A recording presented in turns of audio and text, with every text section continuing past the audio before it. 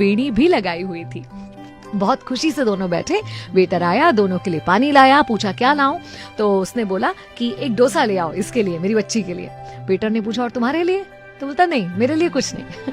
और बड़े प्यार से दोनों बैठे थे। पिता अपनी बेटी को खुश देखकर बहुत खुश हो रहा था और ये पास में बैठे शर्मा जी ये सब कुछ देख रहे थे। इतने में थोड़ी देर में उस व्यक्ति का फोन बजता है, कोई पुराना छोटा सा फोन, वो बजता है, उसका फोन उठाता है, अपने मित्र को बहुत उत्साह से बता रहा था कि अरे होटल आया हूँ बिटिया को लेकर, आज इसका जन्मदिन है ना, और मैंने इससे वादा भी तो किया था कि अगर तुम क्लास में पहला नंबर आओगी तो मैं होटल में ले जाकर डोसा खिलाऊंगा, तो बस होटल आया हूँ उसको डोसा खिलाने। फिर एक छोटा सा पॉज लेता है और दोस्त से कहता है हम दोनों, नहीं नहीं हम दोनों कैसे डोसा खा सकते हैं, हमारे पास कहाँ इतने पैसे, मेरे लिए तो घर पर दाल चावल बना हुआ है, मैं जाकर वही खाऊंगा, बिटिया को यहाँ पर लेकर आया हूँ। और फोन रख देता है। ये सुनकर ना शर्मा जी बड़े मार्मिक हो जाते हैं और उनके मन में ख्याल आता है कि व्यक्ति चाहे गरीब हो या अमीर, अपनी बेटी के चेहरे पर मुस्कान देखने के लिए वो कुछ भी कर सकता है, और वही ये व्यक्ति कर रहा था। शर्मा जी अपने चाय के पैसे देने काउंटर पे जाते हैं तो साथ में 2 डोसे के भी पैसे देते हैं और होटल के मैनेजर से कहते हैं कि उस सज्जन के लिए 1 डोसा और ले जाओ, दोनों डोसास का बिल मेरी तरफ से।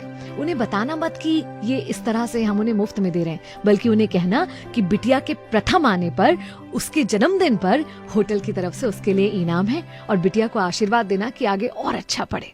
होटल का मैनेजर जब ये सब कुछ सुनता है तो शर्मा जी को धन्यवाद देता है और कहता है कि धन्यवाद हमें इस बारे में बताने के लिए, ये पुण्य करने का मौका हमें दीजिए, आज वो पिता और बेटी हमारी होटल के मेहमान हैं। वेटर जब दूसरा डोसा लेकर पहुंचता है, साथ में मैनेजर भी जाता है, तो ये आदमी हड़बड़ा जाता है, बोलता नहीं नहीं हमने 2 डोसे ऑर्डर नहीं करे, हमने तो एक ही ऑर्डर करा था। तो बोलता नहीं ये सब हमारी तरफ से है, बिटिया प्रथम आई है उसके इनाम के रूप में। तो ये बहुत खुश होता है, बेटी से कहता है देखो अच्छा पढ़ोगी तो कितना कुछ मिलता है। फिर कहता है कि क्या तुम इसे बांध कर दे सकते हो, घर ले जाकर अपनी बीवी के साथ मिलकर हम आधा आधा खाएंगे।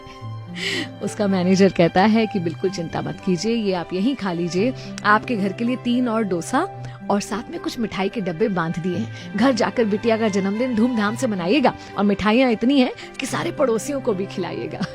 ये सब कुछ शर्मा जी बाहर खड़े होकर देख रहे थे और बहुत प्रसन्न हो रहे थे कि क्योंकि उनके मन में एक अच्छा विचार आया, किसी का भला करने की सोच आई, और उसका परिणाम देखिए, सामने वाले ने उनकी सोच से भी ज्यादा कर दिया। अगर हम बोलते हैं ना कि आसपास अच्छाई खत्म हो रही है, तो कहीं ना कहीं इस अच्छी सोच का बीज है जो खत्म हो रहा है। क्यों ना ये बीज हम अपने अंदर ही पैदा करें और उसकी फसल आसपास लहलहाती हुई देखें। मैं भी नहीं आपके साथ, चलो आज कुछ अच्छा सुनते हैं।